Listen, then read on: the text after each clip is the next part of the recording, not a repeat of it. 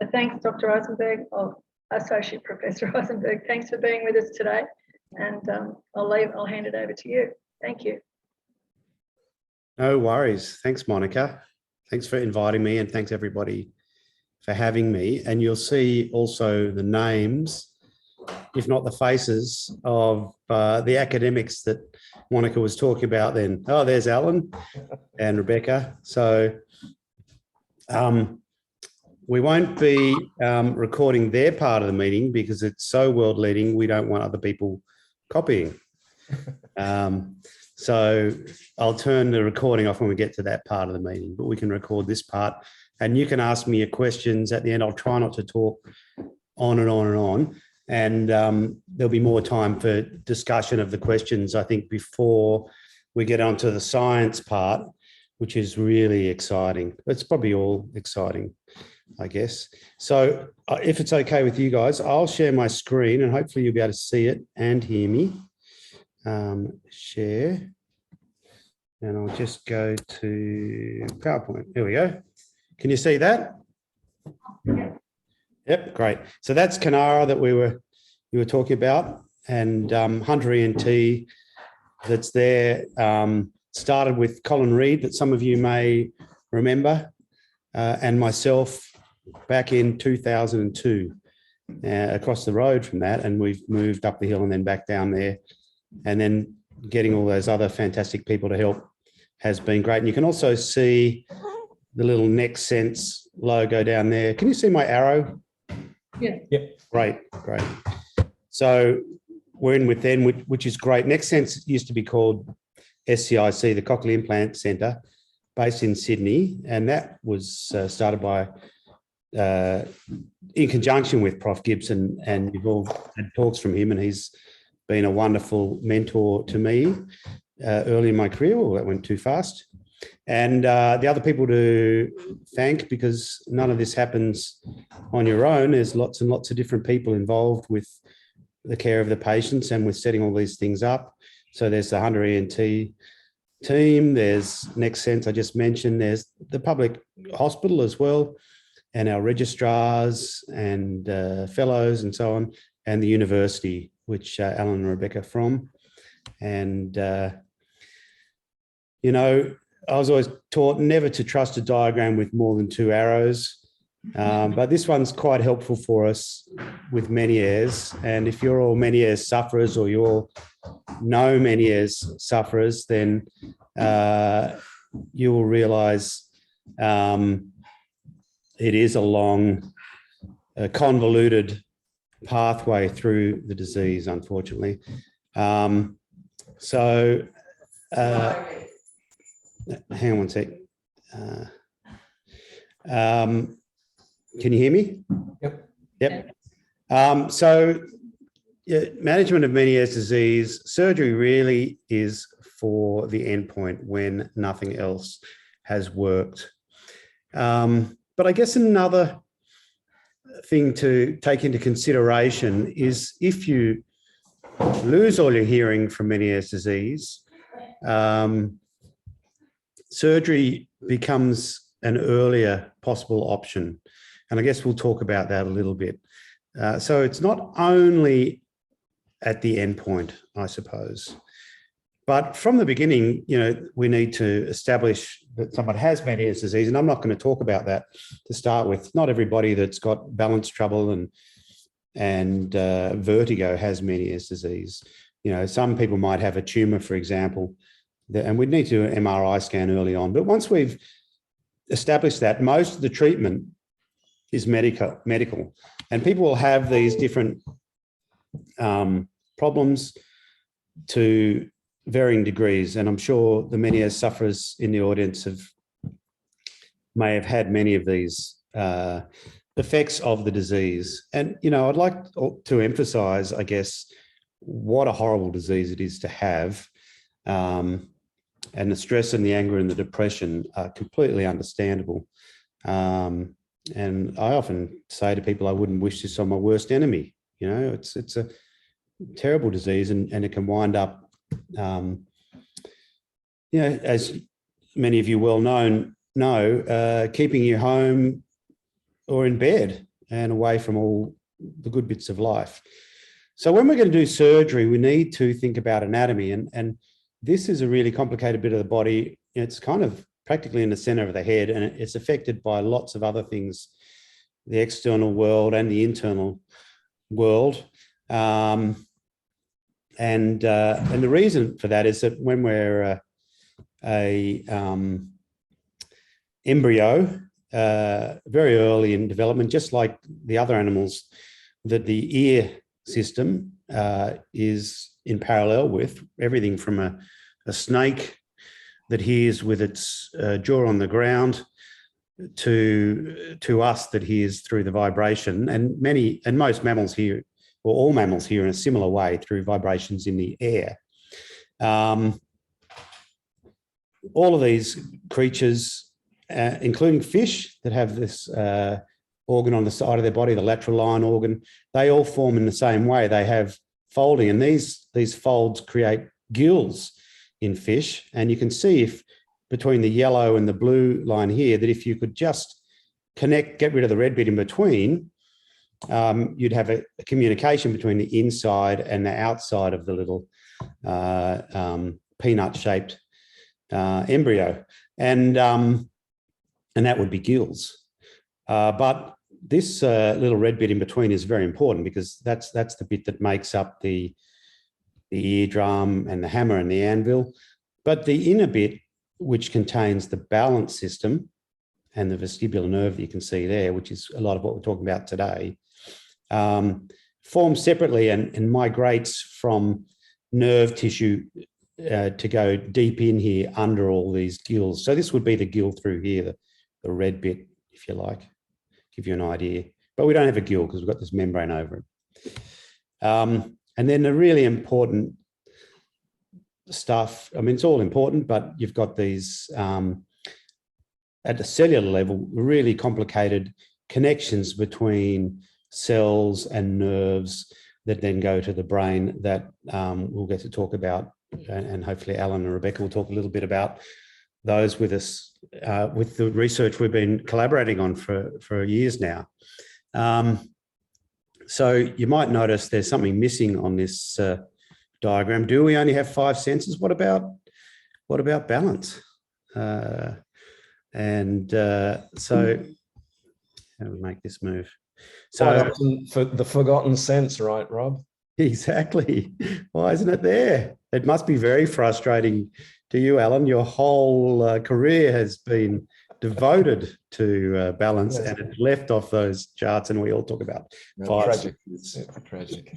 So, and you, maybe you're better to talk about all this than me, but just to give a very quick overview of this, and I'm sure you've all heard it before, but it's nice to think about it again.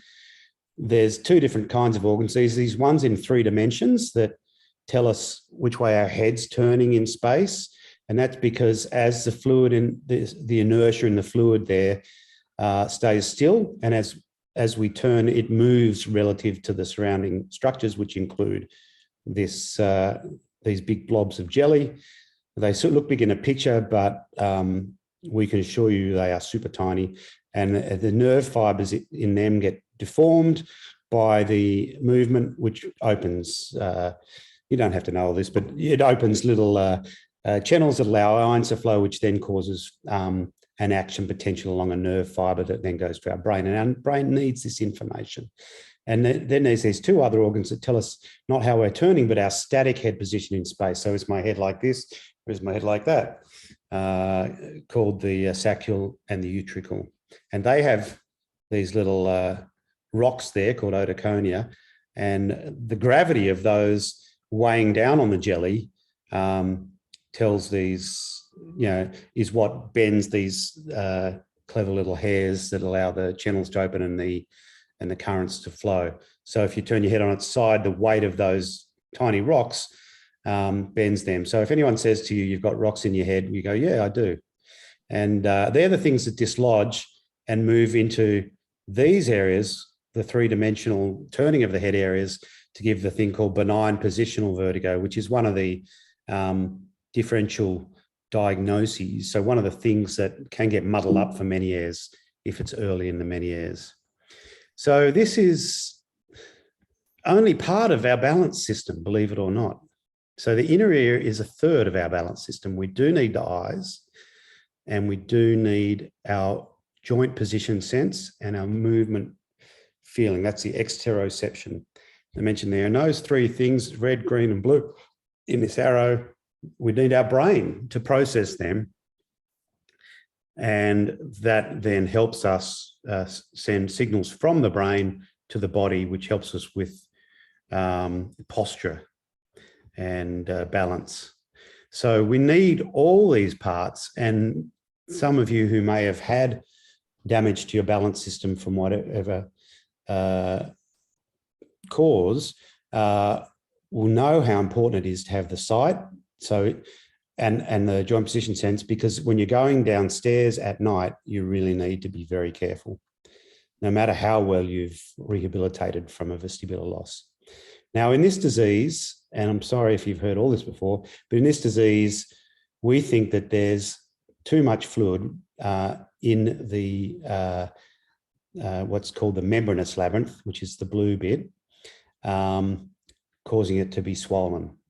And we can test for that with an electrocochleogram, so that can help us diagnose the disease. But the disease is usually diagnosed based on the symptoms, which you're probably all pretty familiar with, of vertigo, true vertigo, not dizziness, tinnitus, and hearing loss, and the presentation of that. We're not going into that today. So surgery is usually only when we've had failure of medical therapy. Why? Because surgery has effects and possible complications. And we classify the surgery into hearing preserving or hearing destroying. And it's a useful classification, but a little bit artificial, but we'll still use it. And then, why don't we just do surgery on everyone? Not just complications, but also the effects of doing the surgery that happen every time, but then such as, which may be in certain surgeries, of destroying the remaining balance on that side, which means you must learn to balance based on the other ear and your other senses. So you must relearn to balance if you've had surgery on this. And then there's the other structures that we might encounter during the surgery that we have to be very careful of. Fortunately, we're super careful about these, and it's extremely rare to have them. And we've got lots of ways of being careful about them. One we've been using for a long time is called the facial nerve monitor during surgery, that we put electrodes into the facial muscles, and then it gives us an early warning system with a beep and a waveform on a machine to let us know when we're near that nerve. Of course, surgeons hopefully know that because they've got such an excellent knowledge of anatomy, but it's great to have that extra bit of information. It makes a big difference. And so, as I said, we divide up the surgery into hearing preserving and hearing losing.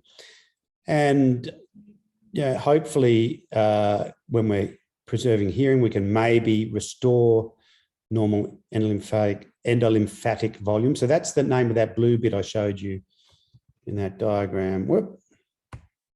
So that blue stuff is called the endolymph, and the stuff around it that's sort of orangey here is called the perilymph. So the endolymph volume is what's increased, including the connection to this thing here, the lymphatic sac, which sits on the surface of the temporal bone in the middle, abutting the middle cranial fossa, which is, abutting the posterior cranial fossa, which is where all the important things are, brainstem and everything are, in this spot called the cerebellopontine angle, where the nerves come out as well. Rob, sorry to interrupt, but we'll talk a little bit more in detail about all those things you've just been talking about. So even if folks don't quite get the understanding of what endolymph and perilymph is, we'll brush up on that later on. Fantastic. And no doubt do it a lot better than me sort of giving a cook's tour of it, which is what all I'm trying to do really, cook's tour, and then we can talk about it. And then, so we can decompress that sac theoretically, and that's we'll talk about that in a second. And then the other thing we can do is get rid of vestibular function, but preserve the hearing. So that after that, you've lost the vestibular function in the ear that we did that on. And then you have to learn to balance again without that. And I always talk about that as being like, if you can see me in the picture, like an airplane, and you lose one wing, one engine, and you're like, whoa, and it's very hard to fly, but then you're able to gradually learn to fly again on one engine. Whereas while you've got Meniere's disease, it's like one of the engines is sputtering.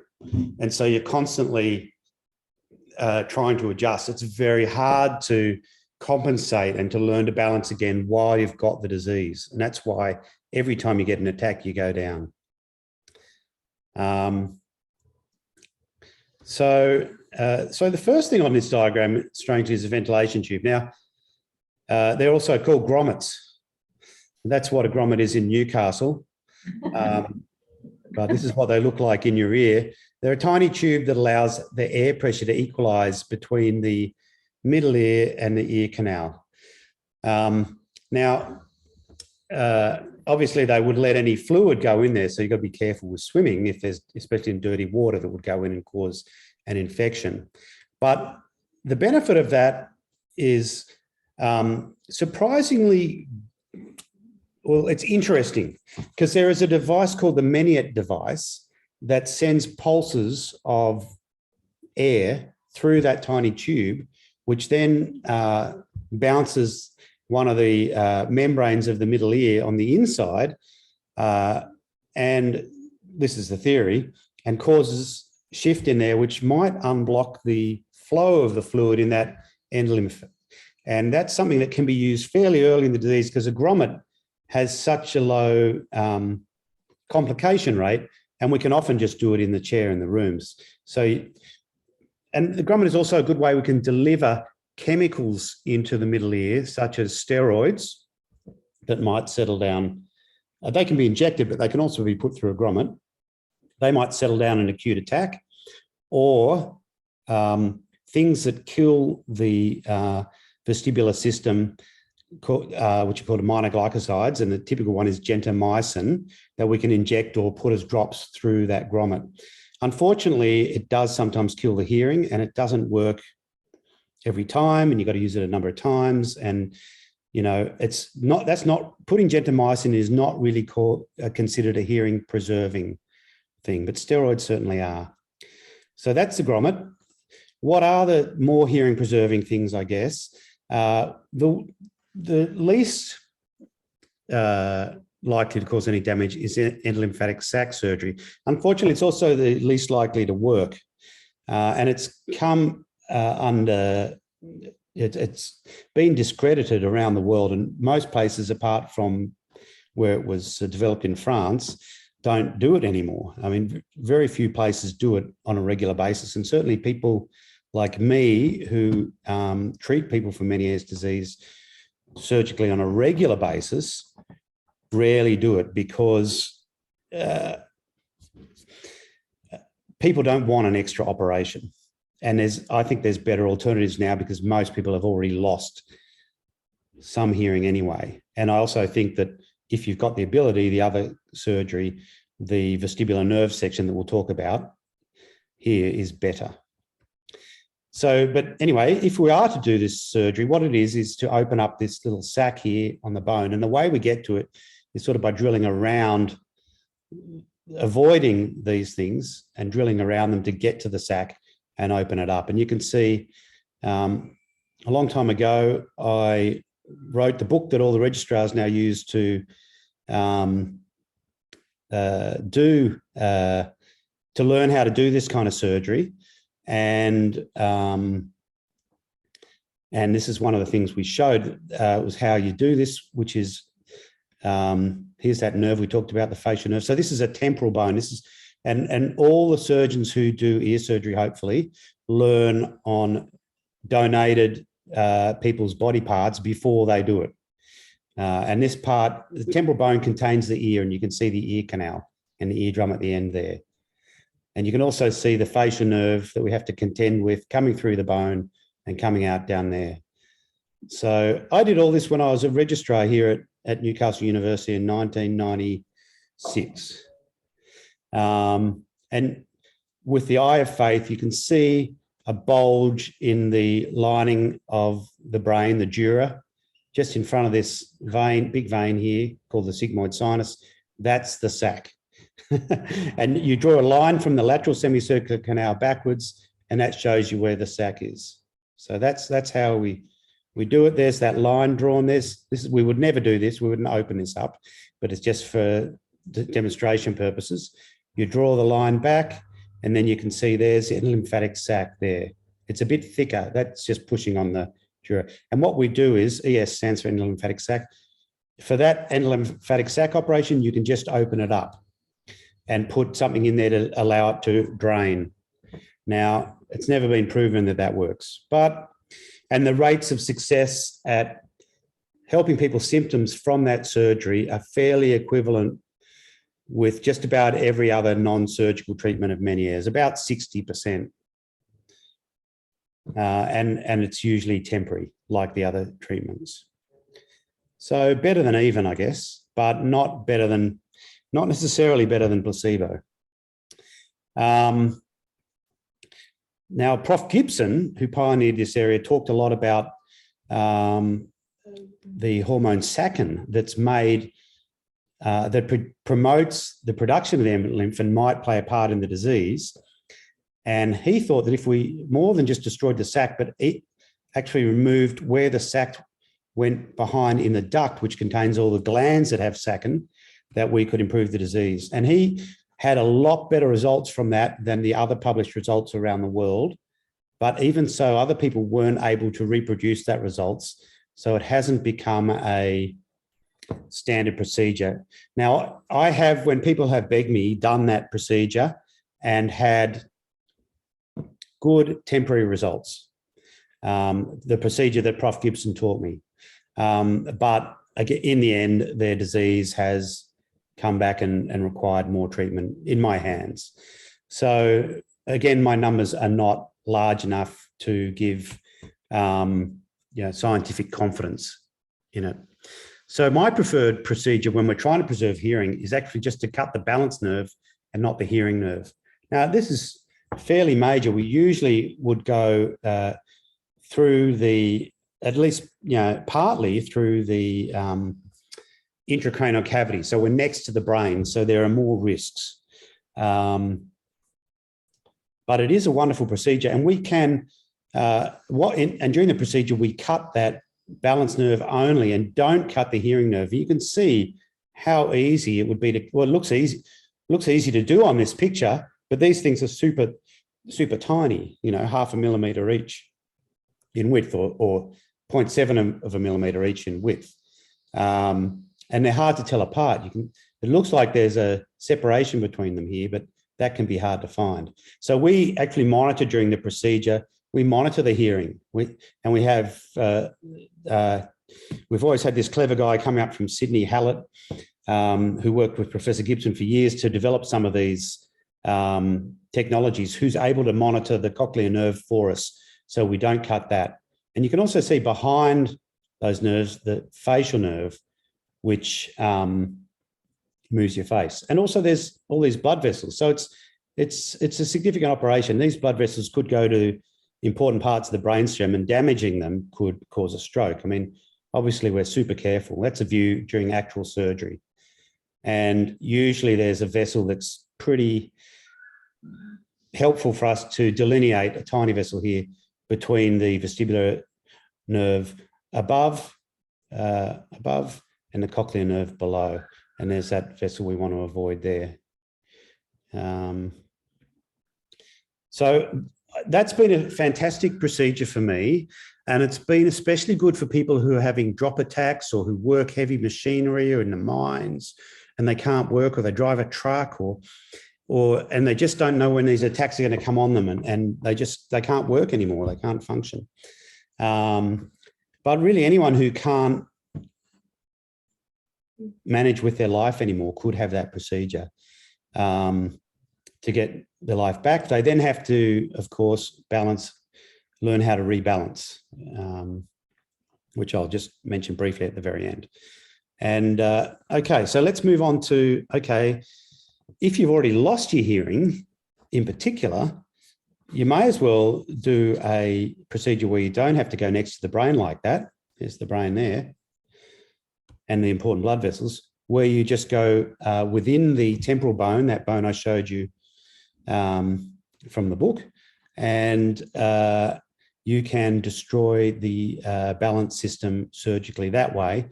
You will lose the hearing when you do that. But if they've already lost the hearing, you're also in a position to do something for their hearing while you're there. So they just have one operation. So these are the different names they're giving for it, talking about different ways of doing it. And there it is on the diagram. So it's not hearing preservation. So this is the balance system that we would be destroying. This is how we would do it. And often when we've been doing this in recent years, the patients have been donating their balance organ, the endolymphatic system, to Alan and Rebecca to use in the research. So it's very tiny, and we have to, this is magnified 100 times, or maybe not 100, but a lot. So it's super tiny, and it's quite hard to be sure that you've got the material properly. But you can see there are 3 canals, they're semicircular. So there's the lateral, there's the superior, and you can see those 2 are at right angles to each other. And here's the posterior, and you can see that's at right angles to the others. And so we destroy those, drill through them, and get to the 2 other. Remember, these were the ones for turning the head. We get to the ones where your head tells you your head position in space. So that's called labyrinthectomy, doing that. And once you've done that, all that's left beyond it in the temporal bone is bone. And once you've drilled the bone away, you can then see the inner ear canal. So sometimes we'll then go on and cut the vestibular nerves in the inner ear canal as well.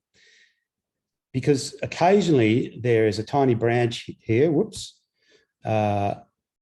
goes to the balance organ just here, the posterior semicircular canal ampulla. It's called the singular nerve, tiny nerve. And sometimes that is not properly destroyed, that connection, when you do a labyrinthectomy. And some patients after the labyrinthectomy, a very tiny proportion, less than 2%, will have some ongoing balance trouble that we can prove on a balance testing. And so sometimes if the patient is keen and if they're well enough, we will do that. Doing that, we have to open the dura. You can see this lining here, which goes around those nerves.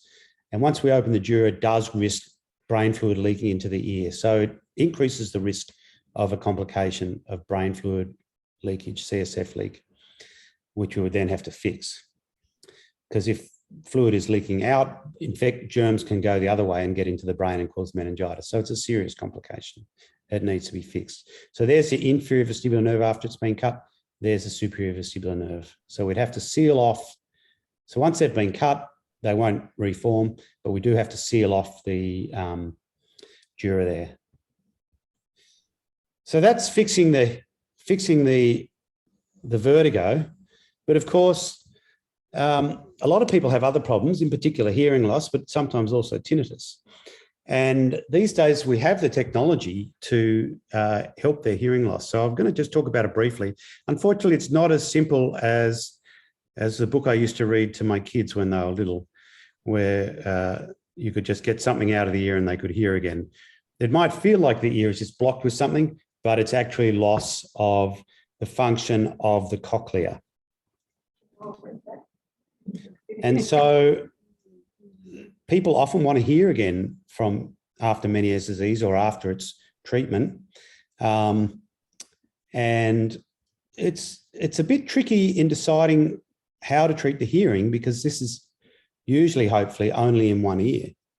And people won't use their bad ear if it's more than about 15 or 20 decibels worse than their good ear. They just ignore it. So these criteria don't exactly apply in people who've got single-sided deafness, what we call single-sided deafness. And also, even with a hearing aid, it's not going to be as good as if they've got hearing loss on both sides and use hearing aids. You'd think it would be better, but it's not. They'll still ignore it or maybe not use it as much because it's not as good as their good ear, if that makes sense. That's the pattern of the hearing loss. And people often don't like hearing aids, but some people get great results from hearing aids.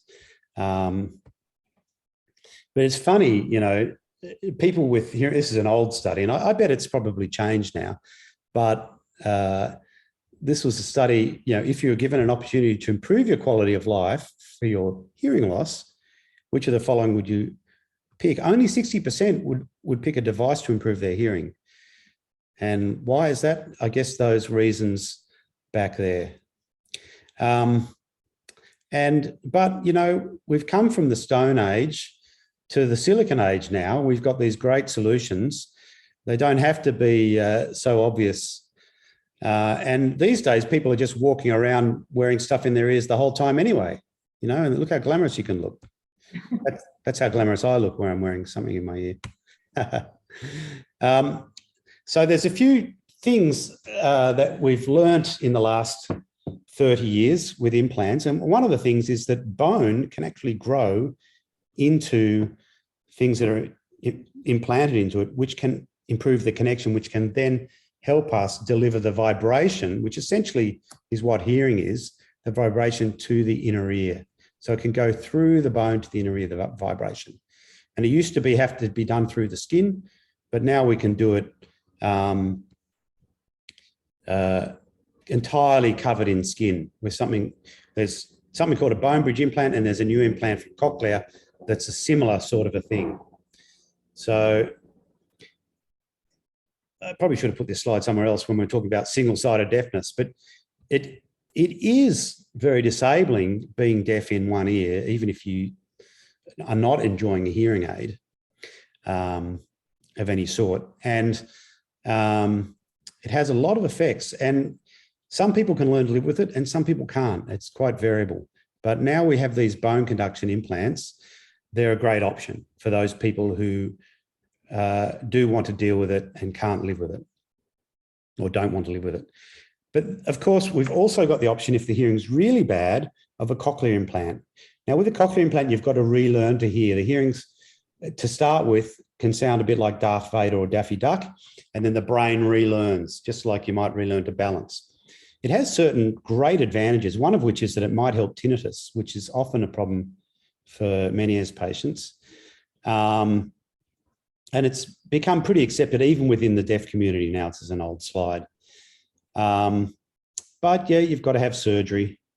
But the great part is, even if the deafness is profound in that ear, we can, as long as they've got a cochlear nerve, we can still use the cochlea itself to put the electrode in, which will send the signal to the little nerves.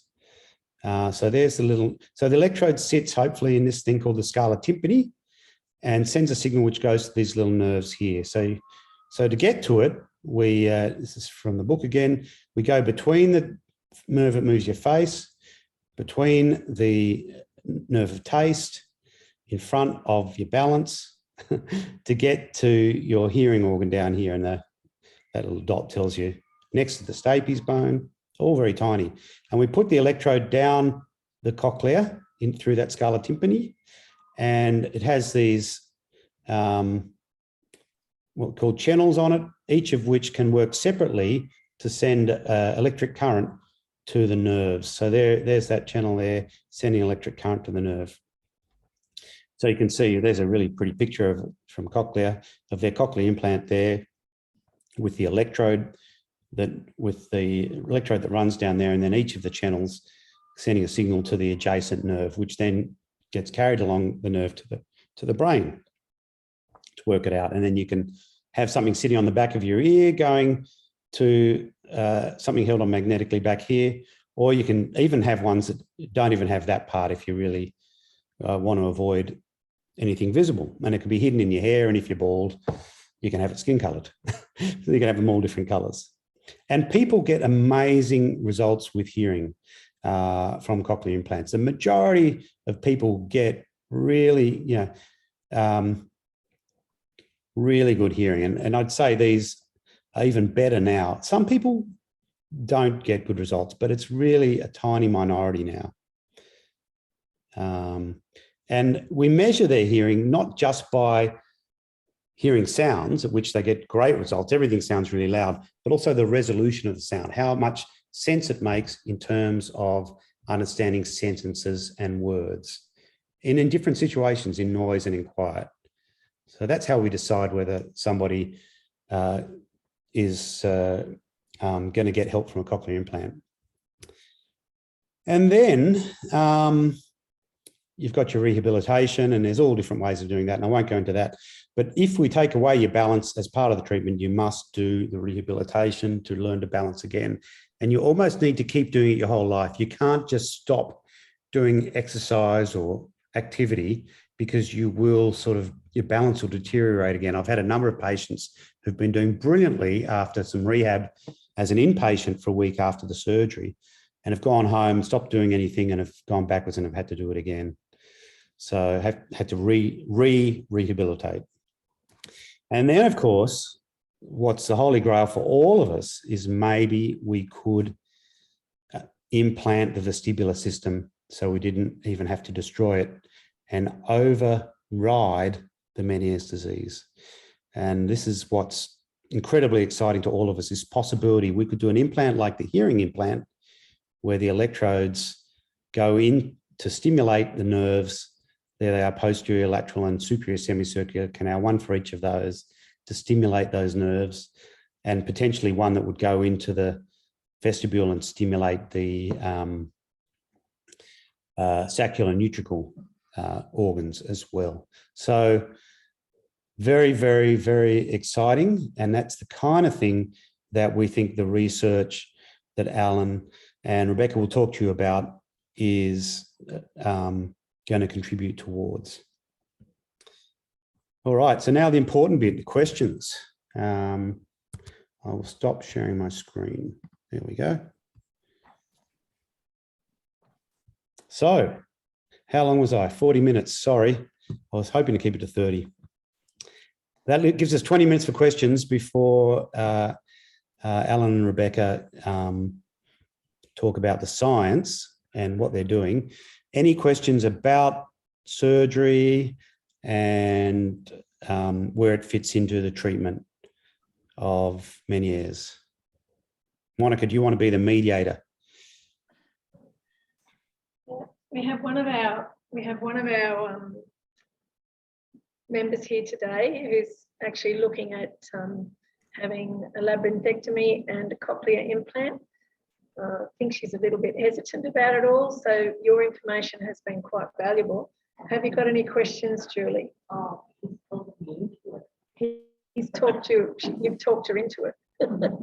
She said you've talked. Would you like to ask Dr. Eisenberg any questions? I think she's under one of your colleagues, actually. So would you like to ask? Would you like to be part of the research? The bit we take out anyway. It's super tiny, and it's really valuable to Alan and Rebecca. They're going to show you why. Yeah. He said absolutely. Yeah, I mean, when I ask people, they almost always really want to be part of the research because they want to help find a solution, because it's such a horrible disease. Imagine if we could give you an implant to override the disease. It'd be fantastic. I'm actually interested to know when you take those tiny little pieces out of somebody when you're doing this surgery. I'm actually interested to hear from the researchers how they actually can research on something that's not in a living organism anymore. So that will be really interesting to hear as well. Well, we don't have to have too many questions if you don't want. I mean, I guess the first question most people have is, oh, that sounds really drastic. But that's actually, the most common operation I would do for Ménière's now. I mean, obviously, I don't look after people with early Ménière's before it's got to the point where they can't live with it anymore. That's usually looked after by the GP or the neurologist. There's a lot of medications and diet and all that kind of stuff that I'm sure you guys are all aware of, and lifestyle things, pretty unpleasant. But when people are desperate or they've lost their hearing, that's where this comes in. So if you've lost your hearing, you really don't have much to lose by doing the surgery, because we can rebuild your hearing with an implant of whatever kind you choose, and we can get rid of the remaining balance organ that's giving you trouble. You will have to rehabilitate. You will lose the rest of the balance on that side. You'll go from the 2 engines to just 1 engine. So you'll be like this, but then within a week, most people are able to go home and keep doing their rehabilitation with all those exercises, and get back to, if they've got a good inner ear on the other side, they're able to get back to the same activity they were doing beforehand. People say, will I be able to, jog and this and that afterwards? And I go, yeah, of course. And they go, well, that's good because I can't now. But if they were doing that before they had Ménières, there's no, reason they shouldn't be able to get back to that over time. They do lose that input, and the time they really notice that they don't have that input is, you can see the stairs behind me, going down those stairs at night. Having said that, I need to hold onto the handrail to go down those stairs at night too. I mean, a lot of us lose some vestibular function anyway with aging. Yeah. Her other question was, will the cochlear implant and the labyrinthectomy actually help her with vertigo attacks? Will they actually eliminate them, or will she still expect them? If we've proven that the vertigo attacks with tests are coming from that inner ear that you're going to have the surgery on, and that the other inner ear is normal, they will completely stop. What won't stop, but you'll still complain to me or to your surgeon 6 months later, oh, I've still got loss of balance. And that's because you have to rehabilitate the balance. But true vertigo cannot occur if it's coming from the inner ear once you've destroyed that inner ear. The one exception I mentioned was when that tiny little nerve is still connected and still causing trouble.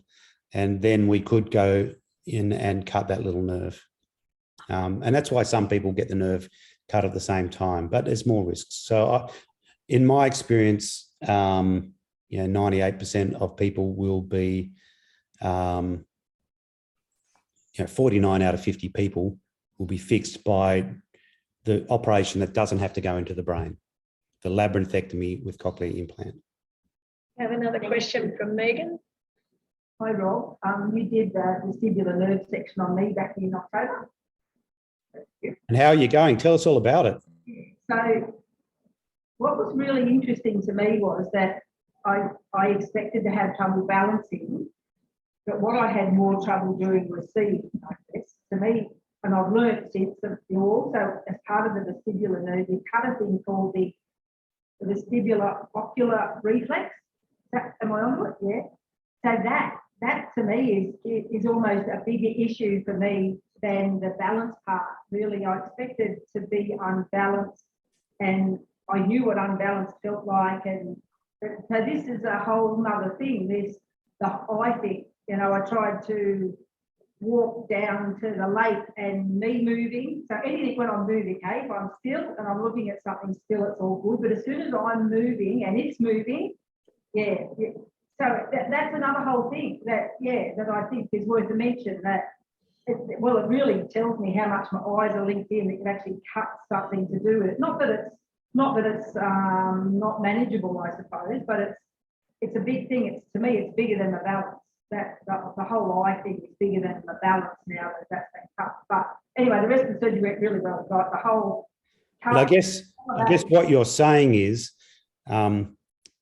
That's why we shouldn't do surgery until you just can't stand the vertigo attacks anymore. Yeah. Because there are other effects. And what you're describing sounds to me like something called bobbing oscillopsia, where as you walk along, your whole vision moves up and down. And that's probably because, and it's hard for us to prove this on the testing, you might have a tiny bit of damage on your other inner ear. You can get Ménières on both sides. It's not common, fortunately. But you can also have change in how good your inner ear is with aging. Yeah. And it might be that you have a little bit of loss on the other side. But yeah, you're quite right about the visuo-ocular reflex being affected, because luckily we get input from both eyes and both ears, but we do, rely on that reflex. And that's why when we're talking about the surgery, not only do we look at how good the other inner ear is, but we also talk about vision and about musculoskeletal problems like arthritis and other things like that, because they're going to make a big difference. If somebody's got a wooden leg, it's going to be harder for them to rehabilitate than for somebody who's got all their bits. Yeah, so realising, I guess, that all of those other parts, that's right. And I think earlier is still the fact that you still need your muscles, and the whole idea of trying to balance using your legs. Well, when you close your eyes and you're just trying to stand with one foot in front of the other, all you've got then is almost just your muscles and one good ear. And you're realising, gee whiz, I'm happy I've done this sooner than later, because as your eyes deteriorate, as your muscles and other things deteriorate, this whole exercise is going to become harder. So the whole operation part was like truly a miracle. Never had one little bit of pain. You've cut a 50-cent piece size out of the skull, gone in there, moved the brain, done all that, stitched it up. Truly, not one bit of pain or anything to do with that. What we did in there is now the recovery, but the operation itself is like just amazing. Yeah. Well, that's good to know. Great. Yeah, thank you for the feedback. Yeah, great. Terrifying, still terrifying. Anybody else? Oh, it is terrifying. But look, we tell, these days, in old days, we told you what to do and we didn't have as good things to offer you, but we still told you what to do. Nowadays, we almost talk people out of surgery, which is kind of a shame, because sometimes we're talking people out of an opportunity. But we do have, I guess it's a medico-legal thing. We have to protect ourselves so we can keep practicing. I mean, if we get the crap suit out of us, you won't do that again. And if you get if you get heavily sued, you won't be doing that operation anymore, I can tell you. So I think that it's much better the way it is, but we've perhaps the pendulum swung a little bit too far with us trying to talk people out of surgery. And as you say, there are some advantages to doing it younger and earlier in the disease, if you've lost the hearing anyway. I haven't driven for 5 years, and I'm out and about again. I've almost got life back. Would you have had it a couple of years earlier if you could have, knowing what you know now? Yeah. As terrifying as it was to go through, I guess you just convinced me that it was all in hand. And so I had it with keeping the hearing. Yeah, you did. You said that's just what you need to do, and it did make sense. It is what I needed to do if I wanted to go outside and get a bit of life back again. But what I needed to do. You didn't know we'd have such a good PR person here for you today, did you? Amazing. Another question, Rob. So you talk about whether I've got a little bit of damage in the other ear or whatever. A couple of times, just at night, I've laid down and the room has just moved a little bit, and I think, oh my God. And I'm thinking it might be a bit of CBT, but yeah. I think you're right. It might have been. And it's just happened, and I've just lied down in bed and I've rolled my head over and the room just moved a little bit. And I guess that must be in the other ear too, it must be in the good ear, yeah, to happen. Okay. So I'm just hoping it's that for now, and it's never done more than just a little turn. Yep, you've definitely got no remaining, that's from those little rocks in your head. And you've definitely got no rocks left on the side we operated on. I mean, sorry, you've still got the rocks, but you've got no way for the signal to get from the rocks to the nerve, because we've cut the nerve. So the signal can't get to the brain. I'd be pretty sure it's the other ear. You could be one of those people, 1 in 50, where there's a tiny bit of nerve fiber left, nerve fiber left. That is possible. Did we get every last bit of nerve? I guess, because we're being careful not to cut the hearing nerve, because then you can't have an implant. So it's possible that a tiny bit of the nerve is left behind, but I think it's 100 times more likely that it's coming from your good ear. And Yep. you wouldn't have known. Before it was just all part of the dizzy and you wouldn't actually know whether it's good or bad. So that implant you spoke about lasting, is that something in time that someone that had an operation like me could have? You could absolutely have that because you've still got the cochlear nerve there. Yep. I'm talking about the vestibular. The vestibular. Oh, vestibular implant, you couldn't have that. No, Okay, right. no, unfortunately. But you've got the other side. You could have it on the other side, I guess. I don't know. Let's see what Alan and Rebecca tell us. It's going to be an exciting next 5 or 10 years, I suspect. Shall we hand over to the scientists? No other questions? No other questions? Oh, Okay. Just a quick one. I was going to ask how long is that labour development? 5 or 10 years. Yeah, Margaret's asking the question, how long away is this last option, the vestibular implant? Is it 5 to 10 years or is it something that's happening now? Well, they've done some, and I don't know if Alan and Rebecca will be talking about this at all, but they've done some trial implants in the States, and part of the great bit they told me about it was that the people who'd been given the implants, when the trial was approved, it was, oh, you've got to take the implants out after blah, blah, blah amount of time after the trial, according to the protocol that was approved. But the people that got the implants refused to have them removed. They love them that much. So, Okay. yeah. So there was a market, Yeah, so obviously. yeah, so the implants have been done, I think, in about 8 different patients at the Johns Hopkins Medical Center in Baltimore. There's colleagues of ours that have been doing this and working on it for quite some time. And I think there were 8 different participants and they've done really, really well. The patients that were implanted had bilateral vestibular dysfunction. So they're the only patient group that have been approved to date, just because it's actually loss of hair cells on both sides. It's because of gentamicin administration rather than a disease state. So they know that it's just the hair cells, and in theory their nerves are also intact, and that's why the implant worked as well as it has for people that have got bilateral vestibular dysfunction. And as Rob said, most patients, well, I think there were 8, and all 8 of the patients wrote to the FDA requesting that the implants were not removed after the trial. There's fantastic videos on YouTube that actually show the improvement, that people that could barely balance holding along a wall were actually running and jogging on a treadmill again. So it's fantastic results that they've had from these implants. That's wonderful. Thanks, Rebecca. Thanks. Any more questions before Rob hands over? No. Do we have an introduction ready to go for these 2 accomplished scientists, Monica, or shall I make something up on the spot? You're going to have to do that because Okay. Well, it's Professor Alan Brichter and I think Associate Professor Rebecca Lim from the University of Newcastle, and they've been collaborating on this work together for many years, and I think their whole careers have been devoted to this work. And unfortunately, I should know better, they have many, many accolades due to them, but I don't know them off the top of my head. So they'll have to sing their own songs about that.